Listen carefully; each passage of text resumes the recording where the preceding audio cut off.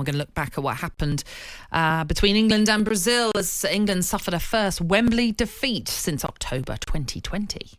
And that is the end of the game. Brazil should have made it 2 right at the end, but they have won by a goal to nil. It's England's first home defeat since 2020. It's their first home defeat in a friendly for 8 years. And it's a disappointing night.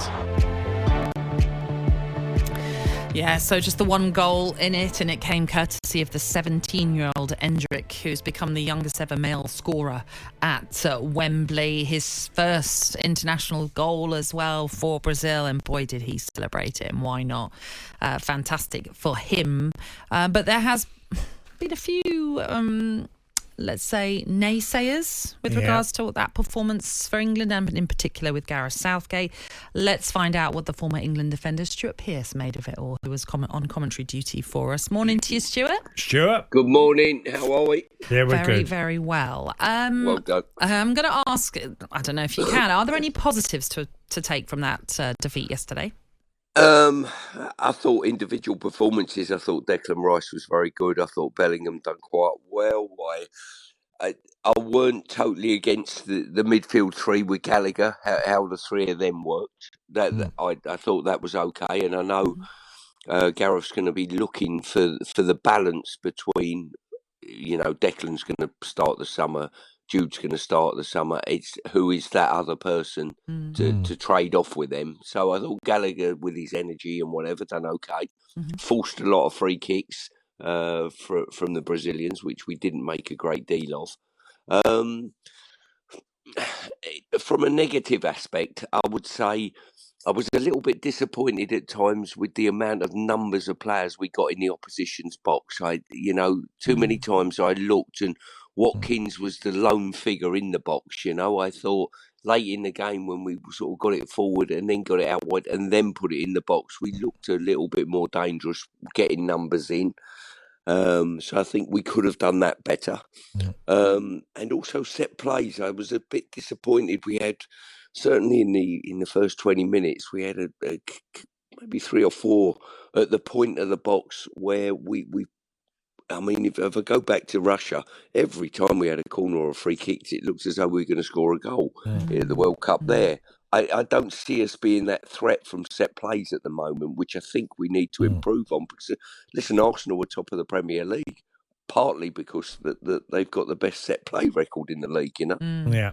I mean, Stuart, it's a tough one, isn't it? Because players get called in. Anthony Gordon, I thought he'd done okay. He wanted the ball. He was trying to penetrate and hurt the Brazilians. I thought Konza, when he came on, he was up against Vinicius Junior, which is a tough gig. Cole Walker's had some great battles with him. I thought he'd done okay in that position. Yes, mate. And I sort of think, on this, look, you mentioned Conor Gallagher.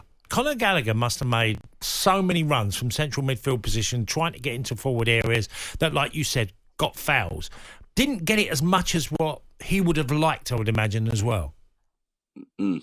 Yeah. As I say, I think that was part of the game. When the Brazilians hurt us, they sort of went from back to front and got numbers through us quickly and broke through our ranks and on the odd occasion, and I take the goal as that as well. They attacked, and the front four of Brazil were very good. They're the 4 that jumped out at you on paper and thought they're the 4 in their team that can hurt you.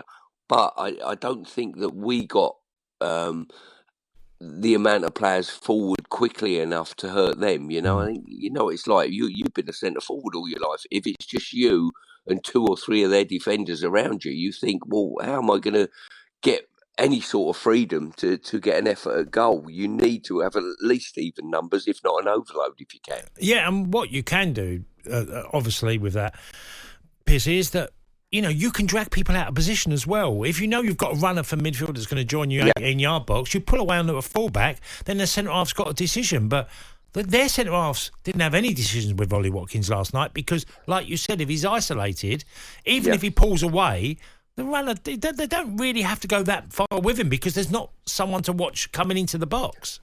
Yeah, and I think that was the problem. So how do you quantify how well or badly Watkins done? If you think, hang on a minute, you're on your own too much up there. But listen, I think Gareth and the FA have pulled two really good friendlies here in Brazil and Belgium. You know, the two in the summer are not so strong opponents. You know, it'll be fine tuning then.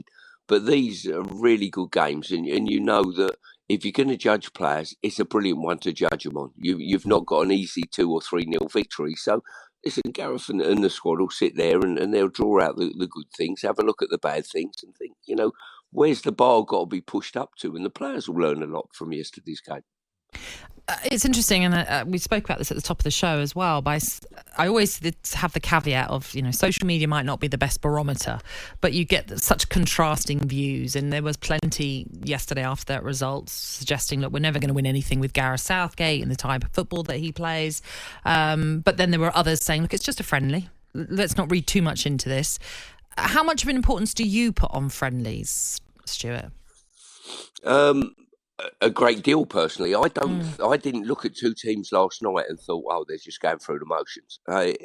Periods of the second half, I thought, well, maybe a little bit. But in the main, I think there was two teams there that wanted to win the game.